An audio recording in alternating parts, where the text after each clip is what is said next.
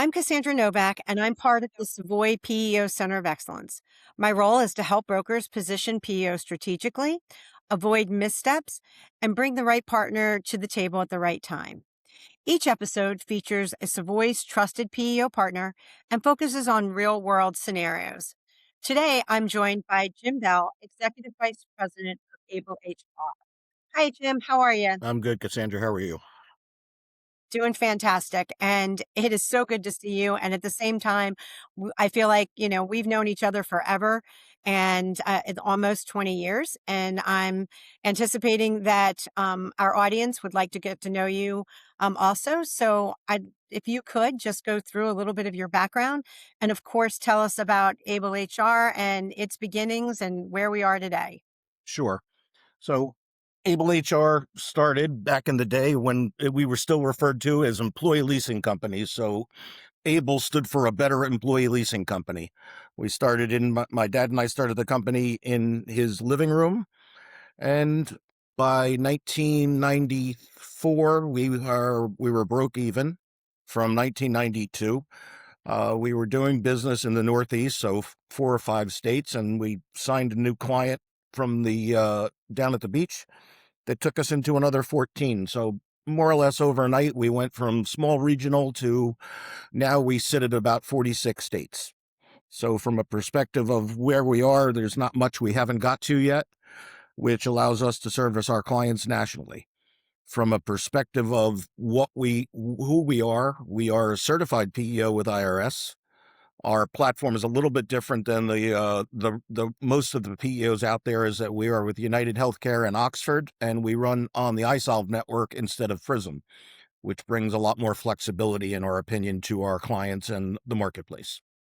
Well, that context is super helpful, and I'm sure it sets the foundation for how our brokers should think about positioning Able HR. Um, as I mentioned, with us being in the business for as long as we have, I've certainly seen a lot of changes from the time I started in, I guess it was 1999, 2000. Um, what things would you say stand out in terms of what's changed in the industry? I think the most important thing now is flexibility. When I started in this business a million years ago, there were tax restarts everywhere. You couldn't carve policies out to the extent you can now. So 50% of the states are client-based unemployment, which allows you to not have to restart the taxes. From a perspective of benefits, assuming that the prospect in question has a value proposition on the overall relationship of a PEO and is intrigued by that, we can carve out most other policies depending on whether they like it or not. So health insurance, life, dental, vision, workers' compensation, 401k, all of that can be carved out in today's day and age. So you're not necessarily just looking at a sale for health insurance. If they like all of the certain aspects of us, but they want to keep a Blue Cross plan or something along that level, they can. So I think that flexibility and the combination of states not having restarts and the federal government, because we're a certified PEO, not having restarts makes writing business far easier in a 12-month picture, as opposed to only being able to do it at year end or certain aspects of that. I know that applies to the federal taxes, FICA and FUTA. Does it also apply to state taxes? And is it conditionary depending on the state that you're in terms of tax restarts? Yes, about 50% of the states are client based. So, and they handle them a little bit differently. In some states, you have to do a power of attorney for them, and you're now filing on their rate. Other states, as an example, like New Jersey, they come onto our plan, but we get prior balances. So it's almost the best of both worlds. But it is set up by state, and the state dictates whether you're going to use a PEO based plan for unemployment or a state based or the client's plan. That's very practical to the industry.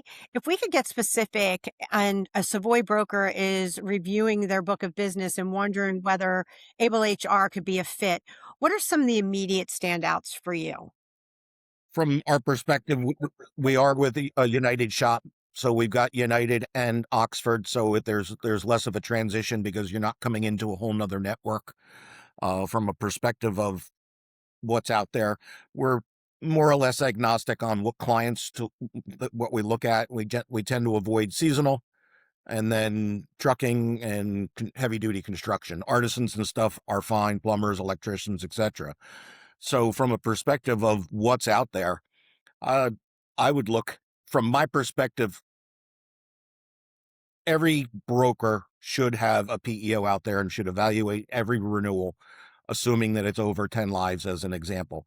Because if some other broker brings it in, they're going to lose their credibility because you didn't bring it to the table. So you don't necessarily have to do every one of them, but you got to be out in front of it because a lot of people are working the broker network now to bring on new business. So rather than losing your credibility with your broker, with your client, it's important to stay out in front of it. So I'd like to kind of use a real case scenario in terms of a some like a private equity firm that has a business under their scope, and it's has multiple entities, like property management company that um has 74 employees, but then they are broken out into very small businesses, and then even less on medical. Is there a way to manage that and bring it into the PEO, or what would be the way, the standard to making that work? Or is there a standard? You've been doing this long enough and you've been in this space long enough. If you ask 10 questions of 10 PEOs, you'll get 20 different answers. So, from a standard perspective, I'm not sure what the standard is. What I would tell you is that as long as they're commonly owned, if I've got, as an example, property management, and a lot of times those are set up as in each property is its own LLC for tax purposes and a host of other things. As long as there is one person that has a common interest in all of them, that can be wrapped up. If it's not, that's it shouldn't, from my perspective, it shouldn't, it can be in a PEO, but you can't commingle the health insurance because each risk is different. So when you've got something like that, my judgment is always going to be talk to an ERISA attorney and have them give you the exact as to what to do. But Right.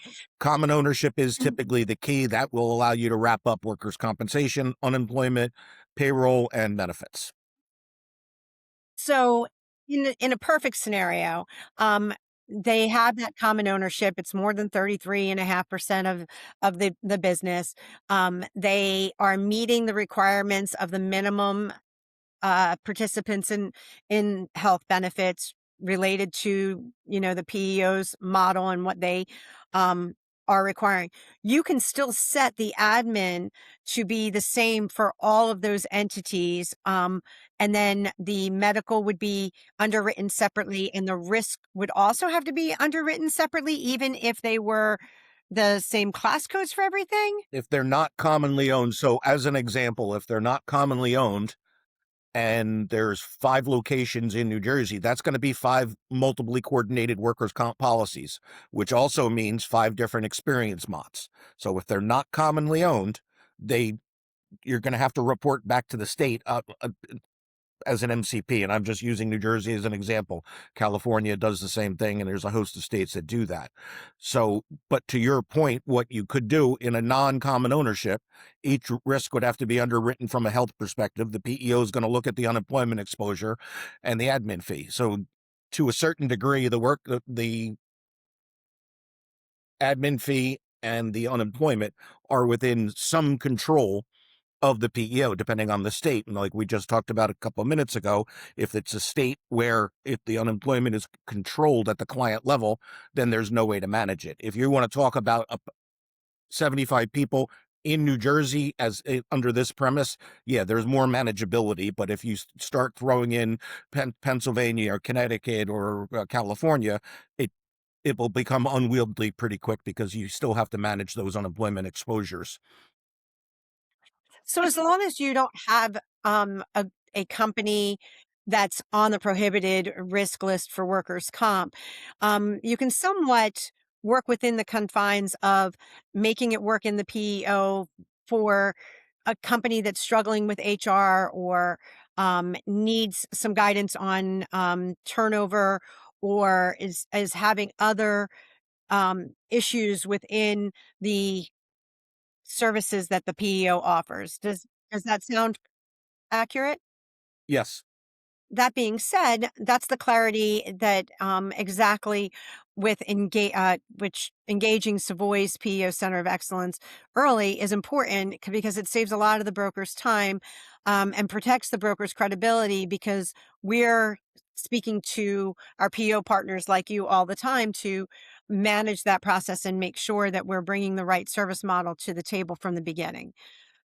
And with such a competitive PEO market, from your perspective, what truly differentiates Able HR from the other broker or from others options brokers may be considering? One of the things I pointed out, or a couple of things that I pointed out earlier. One, we're United based as opposed to Aetna, and two, we're with iSolved. So that technology and the sistering that with the carriers makes us a very formidable option for brokers. Additionally, we are client centric and customer service centric. You've known us for long enough. There's voicemail in the building, but no one uses it. So at any point in time, you're going to get a live person, or you're going to get a call back from said live person, as opposed to winding up in voicemail jail. When a broker's positioning this to a client, the story really becomes what? If you were pitching this to a particular client, what would that sound like?